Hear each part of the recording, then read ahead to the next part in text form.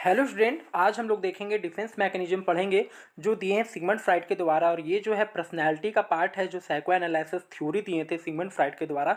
ये उसी के ऊपर में जितने भी इंपॉर्टेंट टॉपिक्स है वो इसमें सब कवर करेंगे। अगर आप कोई भी एग्जाम दे रहे हैं जहाँ पे भी साइकोलॉजी पूछा जा रहा है तो ये टॉपिक उसके लिए बहुत ही ज़्यादा इंपॉर्टेंट है। ठीक है, सबसे पहले समझते हैं कि डिफेंस मैकेनिज्म आखिर होता क्या है। एक्चुअली हम लोग ये करते हैं कि किसी भी चीज़ का जो थॉट है जिससे हमें गिल्ट हो रहा है या खुद में सेम हो रहा है या फिर जिससे स्ट्रेस है या जो भी पेनफुल थॉट है जिससे हमें तकलीफ हो रहा है, तो इसमें हम लोग डिफेंस मैकेनिज्म का यूज करते हैं। और हम लोग कॉन्शियसली जो भी चीज़ हमारे थॉट कॉन्शियस में चल रहे होते हैं उसको हम लोग जानबूझ करके अनकॉन्शियसली में उसे हम डाल देते हैं ताकि वो थॉट हमारे डेली लाइफ में बार बार आकर के हमारे डेली लाइफ को ख़राब ना करे। ठीक है, तो वही चीज़ हमारा होता है जिसमें होता है ईड, ईगो और सुपर ईगो। ये तीनों के बीच में कॉन्फ्लिक्ट होता है। तीनों के बीच में जब बात होता है तो ये हमें डिफेंस मैकेनिज्म यूज करना पड़ता है, क्योंकि इसमें से कुछ वो गलत चीज़ें सामने आ जाता है हमारे कॉन्शियस में, जिस चीज़ को हम लोग दबा करके वापस से अनकॉन्शियस में डाल देते हैं जिससे हमें एंजाइटी ना हो सके, स्ट्रेस ना हो सके और नॉर्मल हम लोग लाइफ को आराम से जी सके। ठीक है, तो इसमें सबसे पहले समझते हैं हम लोग रिप्रेशन। रिप्रेशन मतलब होता है प्रेस। प्रेस से रिलेटेड है ये। इसमें होता है हम लोग प्रेस करके किसी चीज़ को दबाते हैं, तो वही चीज़ से बना है रिप्रेशन। रिप्रेशन में हम लोग क्या करते हैं, ऐसे थॉट को हम लोग दबाते हैं जो भी हमें दिक्कत देने वाला थॉट हो रहा है उस थॉट को हम लोग जानबूझ करके कॉन्शियस से ये अनकॉन्शियस में जा जानबूझ करके हम दबाते हैं। कोई भी चीज़ जैसे हमें पेनफुल थॉट दे रहा है जिसे हम लोग एक्सेप्ट नहीं कर पा रहे हैं कि आखिर मेरे साथ इतना बुरा कैसे हो गया, वो चीज़ें। ठीक है, डिनाई का मतलब ये होता है कि हम लोग उसे एक्सेप्ट करने के लिए ही रेडी नहीं होते हैं कि हमारे साथ में कुछ बुरा हुआ है, कुछ भी चीज़ हमारे साथ में बुरा हुआ है जिसके कारण से हमारे कॉन्शियस में दिक्कत हो रहा है, हमारे डेली लाइफ में दिक्कत हो रहा है, तो जानबूझ करके हम लोग उसे एक्सेप्ट करने के लिए तैयारी नहीं होते कि हाँ हमारे साथ में ये सब चीज़ कुछ भी चीज़ हुआ है। ठीक है, कोई भी काम एक्सेप्ट ही नहीं करते कि हाँ हमारे साथ में ये चीज़ दिक्कत हुआ है। ठीक है, प्रोजेक्शन का मतलब ये होता है कि जो भी चीज़ गलती मुझ में हुआ है और वो चीज़ हम लोग दूसरे में थोप देते हैं। ठीक है, जैसे कोई भी अनएक्सेप्टेबल फीलिंग है ना तो वो दूसरे पे डाल देते हैं। जैसे अगर एग्जाम में आपका स्कोर अच्छा नहीं आया तो बोल देंगे कि क्वेश्चन ही बहुत ज़्यादा टफ था, है ना।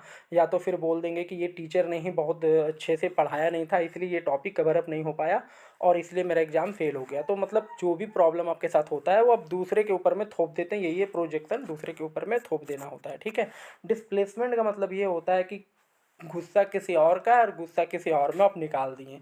यही होता है डिस्प्लेसमेंट की। जो भी चीज़ से आप लोग प्रॉब्लम है, कोई भी बॉस है जैसे उन्होंने डांटा एक एम्प्लॉय को, है ना, और एम्प्लॉय गया घर पे वो अपनी वाइफ को डांट दिया और फिर जो वाइफ है वो अपने बच्चे को डांट दी, अपने चिल्ड्रन को वो डांट दी।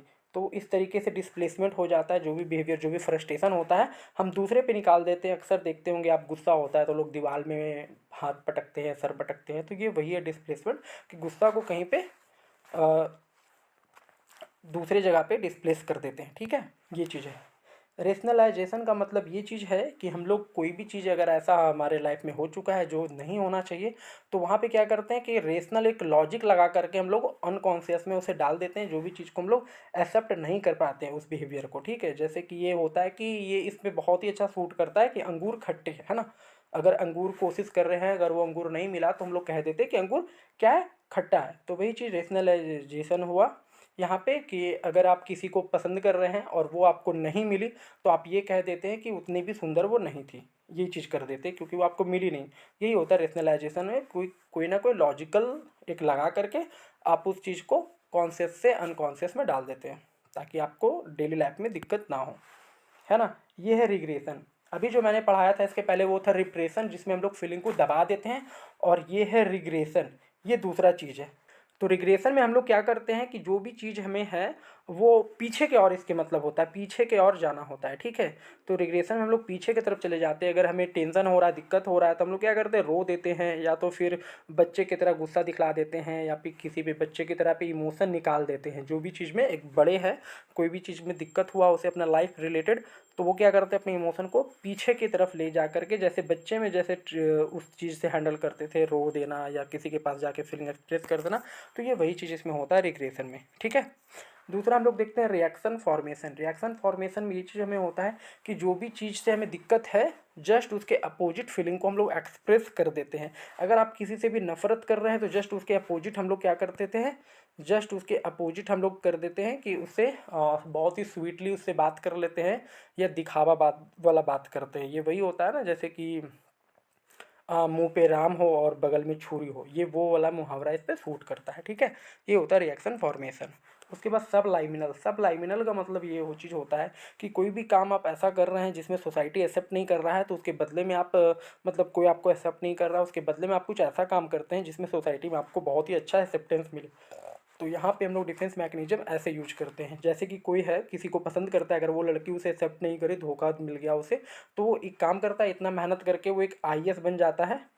ठीक है, वो आईएएस बन जाता है जिसके कारण से उसे सोसाइटी पूरा एक्सेप्ट करने लगता है, या तो फिर कोई एक ऐसा बहुत ही कोई सोल्जर बन जाता है, या तो फिर कोई ऐसा काम करता है वो, कोई दूसरों का हेल्प करने लगता है ताकि उसका सोसाइटी में अलग सा नाम हो, तो वो इस तरीके से डिफेंस करता है।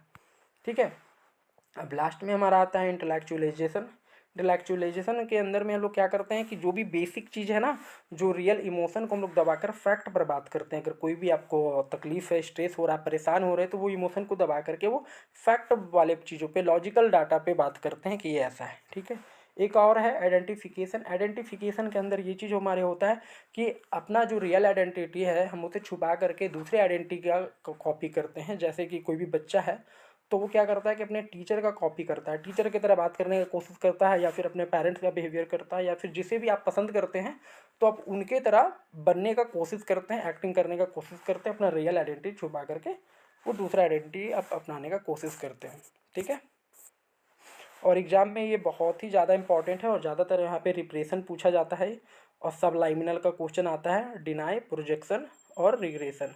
ये बहुत ही इंपॉर्टेंट है, जो बार बार एग्ज़ाम में पूछे जा चुके हैं ऑलरेडी, यूजीसी नेट के एग्ज़ाम में पूछे जा चुके हैं।